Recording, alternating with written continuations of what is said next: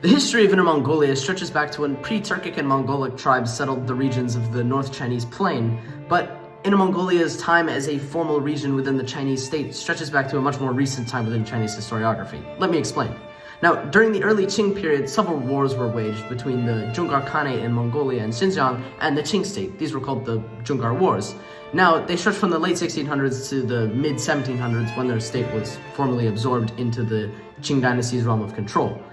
This is actually the first time when it became a province. However, when the Qing dynasty fell in 1912, many of its former holdings in the far-flung regions of Inner Asia, including Inner Mongolia, and along with most of the central Chinese regions, devolved into chaos. This was called the warlord era. Now, it was devolved into chaos until a leader named Chiang Kai-shek came along, and in 1926, he launched what was called the Northern Expedition, and this was basically to reunify China. But the problem was, Outer Mongolia, or Mongolia today, was kind of totally out of his grasp.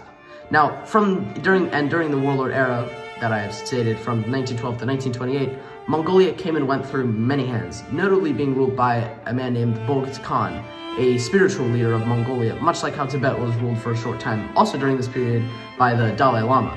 Now, although the Mongolian independence movement was strong during this time, it was never able to fully regain the territory of Inner Mongolia, which was at that time still under the Kuomintang's grasp. They were still able to hold that region of China. And later, of course, it became under the PRC's grasp, which was the People's Republic of China.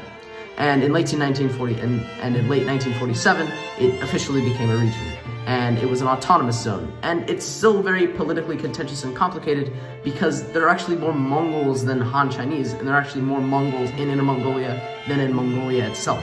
They're actually more traditionally Mongol as well. They use the ancient Mongol script from the Yuan dynasty and other ancient Mongol customs. They're actually just as or even more Mongol than their northern Mongolian counterparts, who were kind of Stalinified during this era also.